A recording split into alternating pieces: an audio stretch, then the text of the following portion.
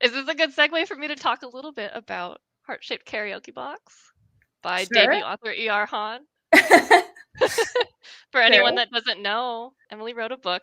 It's about a girl that goes to Japan and has like a kind of one in a lifetime encounter with a J-pop artist. And if you like J-pop and you like reading about like foreigners visiting Japan, it's really good. I'm super excited for this next venture you're going down. Um, Oh, yeah. how did you start on your book, Heart-Shaped Karaoke Box, right? So this one, the idea, I kind of merged two ideas with this one where it was like, if you remember, I mentioned I had originally planned to move to Japan. And so I was kind of imagining like what my life would have been like if I had done that. And then I Yeah. also had this other idea where that I was thinking about for a while, where I was thinking about writing a fan fiction where I meet Utada Hikaru and become friends with her, and she like teaches me how to write music like her. Yes. So then I kind of took those ideas and like merged them. That's our main character, Ava. Ava, she's cute. Tobio, Tobio. Yuya, and Miriko, the new Miriko. J-pop star of Japan.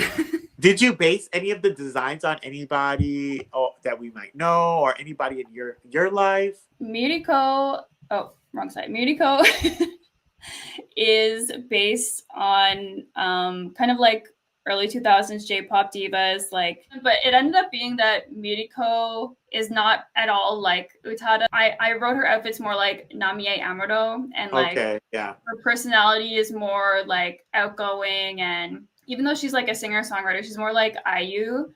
Then Utada Hikaru, like, she wears like the fake lashes, and she has like her hair dyed pink, and she's doing like TV appearances and stuff. And yeah, that was just the way it worked out. That wasn't how I originally planned it, but that is amazing. Congratulations. thank you so much. Then she ends up working with Miriko, who is like the up and coming J-pop star. And she's like a soloist. She starts writing her own music, and like Ava's helping her. And Ava has this whole like romance saga before she meets Miriko. And then this is a spoiler. Miriko starts writing an album based on Ava's love life. Experiences. Oh my god, scandal. She reminded me a lot of IU, the way that she just kind of like came in and instantly like talked to Eva, and her music, the way you described her music, like being very like pop and heavy vocals and stuff, was really cool. And a lot of the other artists in the book are like nods to real artists. They're not exactly like them, but kind of like, yeah. I'm curious to see once, if you guys read it, like if you can be like, is this? So there's this trio in the beginning of the book called V-Stop. Okay. And the main character Ava starts listening to them when she moves to Japan, and that's how she starts getting into J-pop. And then, and I wanted to talk to you about V-Stop and where the inspirations from the J-pop band in this came from. Yes, we can talk about all the artists in it because I've been dying to. Like, yeah. So V-Stop is based on M-Flow. Okay, I was thinking it was Verbal for some reason. The rapper. Okay. I didn't really change his character in the book. But yeah, so I changed Taku to a more interesting character. When Eva starts to unpack kind of like the situation that she was unknowingly brought into. And it was like 1 a.m. and I needed to lay down, but I stayed up for another hour to get to the point where she decided to get up and go to Tokyo in a really bold move, because it was just so, I think it's really funny because in the back it says this is a fast-paced account. And I was like, it is very fast-paced. Like, you do a really good job at like keeping the story going. And I just couldn't put it down when she was kind of figuring everything out. And you're the second person who told me that they stayed up late at that part. That part is insane. Like, that run of chapters was absolutely crazy. And again, like, I really do, like, you could have made this like triple the size and it still would have been good, but I do appreciate that you kind of go through this account quickly, because that's probably how it feels to her too. The way that everything is moving so fast. So I think another one of my favorite parts of this book is that she's new to Japan. Like, how do I say this? She wasn't like a weeb. So you get to kind of read it from, like, no offense, but like a normal person's perspective, like visiting another country, you know, like not kind of. Yeah. But it was inspired by some of your experiences in Japan, right? Yeah. Yeah, especially like where Eva is sort of getting the lay of the land and like learning the etiquette and stuff like that. Most of that came from my experience going to Japan as like a 20-year-old and not really knowing much about the culture. Mm-hmm. And my experience like staying with my friend and her family there is pretty closely based on Tobio's family.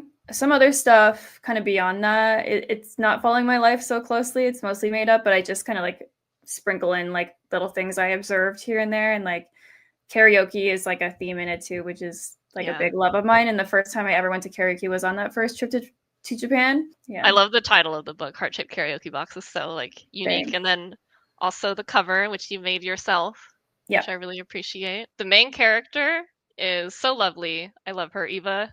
Another favorite thing about this book to me, I said this to you in a DM, but Eva is such a relatable character. She's like in her early 20s. I don't remember her exact age. Mm-hmm. But you do such a good job writing someone that's so unsure of themselves but just desperately needing a change in their life. So she Mm-hmm. really goes back and forth between being like kind of really confident and lackadaisical to being really self-conscious and kind of, as you'll find out in the book, like a little bit easy to manipulate, but she's really cool. I think a lot of us could probably see ourselves in her, like as someone coming of age and gaining a bit more agency in their life. Yeah, I think you described that really well. Like that's how I felt when I was like 21 or just newly graduated, kind of free floating away from school and just kind of still being a very young person, but like feeling like I had to be a fully grown up adult and figure things out that I had no idea about. So Heart-Shaped Karaoke Box with this very like self-indulgent, like my fantasy type of thing that I turned into a story. That's amazing though. Everyone should be able to do that. I agree. Yeah. It makes it really fun to write. Like even when I was reading Heart-Shaped Karaoke Box to edit it, like I had to read it like over 10 times. I would get lost. Like I would forget what I was supposed to be doing and just be like, I love the story. Like not to toot my own horn, but I love reading it because it's just about my personal interest and my like niche. So what was the hardest part in starting this journey? To be able to have the discipline to finish a book and, you know, that was the hardest thing. Yeah. Thing into publishing. Like, what? Is that hardcover? Yeah, so this is the hardcover, and then the paperback is right here. Oh my gosh! The back, yeah, and it's not too long. Like it's a short little baby, so I this got it worldwide. It is. You better go. I'm so proud of you. Thank you so much. Everybody I hope it lives up to your support. expectation.